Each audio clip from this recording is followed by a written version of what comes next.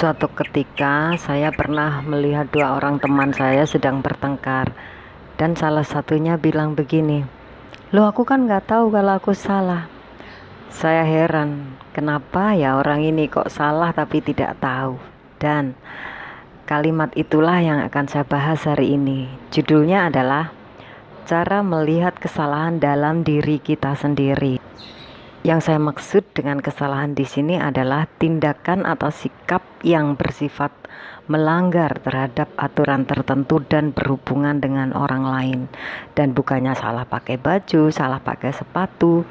Itu kesalahan juga sih, tapi beda konteks. Dan sebelum masuk ke topik ini, lebih awal saya sarankan khusus bagi kalian yang masih punya hobi selalu sibuk melihat atau mencari kesalahan orang lain, untuk segera pensiun dari hobi yang satu ini. Karena apa? Ketika kita selalu disibukkan dengan melihat salahnya orang, maka kita sudah tidak punya waktu lagi atau sudah tidak sempat lagi untuk melihat kesalahan kita sendiri, yang mungkin sebenarnya kita ini ternyata lebih salah daripada orang yang kita salahkan. Belajarlah pensiun untuk menjadi hakim bagi orang lain, karena profesi hakim sudah sangat banyak, jadi nggak perlu ditambahi lagi ya.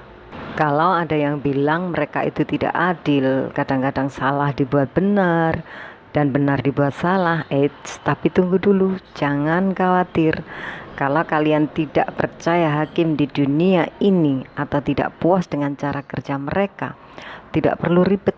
Apakah kalian tidak percaya juga kalau ada Tuhan yang adilnya sangat sempurna, yang selalu mengadili orang yang salah dengan caranya? Jadi slow aja ya.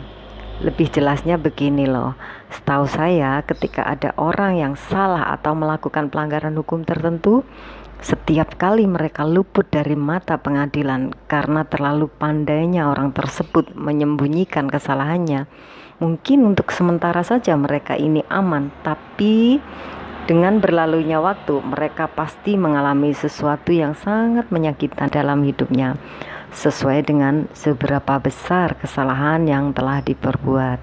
Benar kan? Nah, sekarang yuk kita masuk ke poin selanjutnya. Yang pertama, belajar peka dengan sinyal hati nurani. Siapa yang tidak percaya kalau hati kita itu bisa bicara? Memang sih ketika hati kita sedang bicara tidak keluar suara, tapi suara hati ini sangat penting untuk kita dengarkan, karena hati selalu menimbulkan rasa tidak tenang sebelum dan sesudah kita melakukan kesalahan. Kalau bibir kita berdusta bisa, tapi tidak dengan hati nurani. Mari kita belajar untuk mendengarkan suara hati kita sendiri dan jangan mendengarkan suara yang lain. Tapi biasanya orang yang sering melakukan kesalahan adalah tipe orang yang tidak mau mendengarkan suara hati nuraninya sendiri. Yang kedua, dengan rendah hati meminta orang dekat di sekitar kita yang berkualitas lahir dan batinnya. Maksud saya lahir ini adalah perbuatannya, bukan fisiknya loh ya. Saya tidak masuk ke wilayah itu. Untuk mengoreksi kita, jangan pernah tanya kepada orang yang tidak berkualitas meskipun sedekat apapun dengan kita, karena hidup kita akan semakin kacau. Nanti salah dibilang benar dan benar dibilang salah. Mintalah kepada mereka, para pemimpin agama, para motivator, para guru, para psikiater.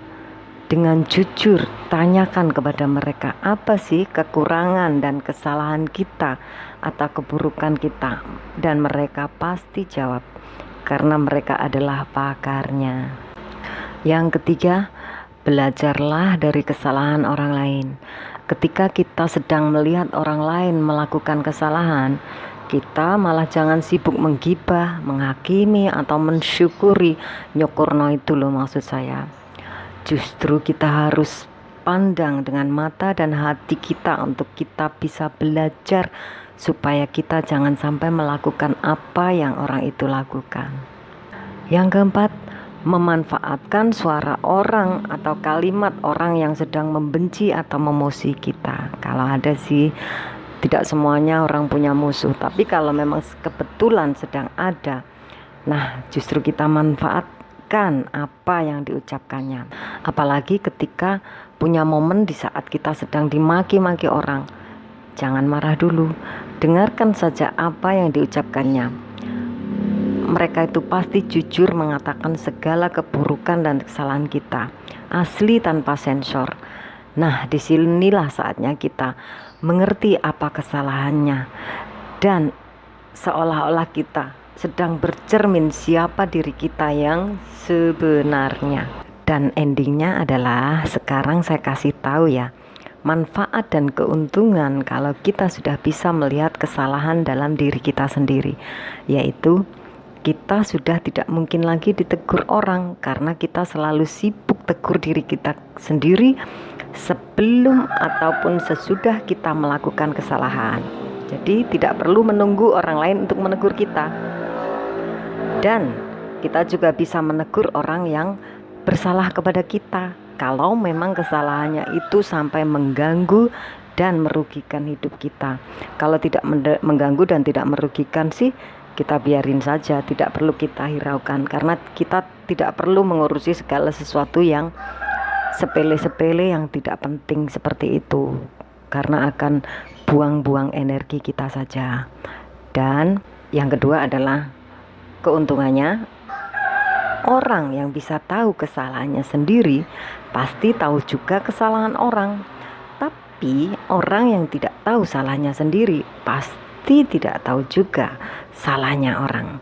Sehingga orang dengan tipe seperti ini pasti mudah sekali tertipu. Makanya hati-hati ya.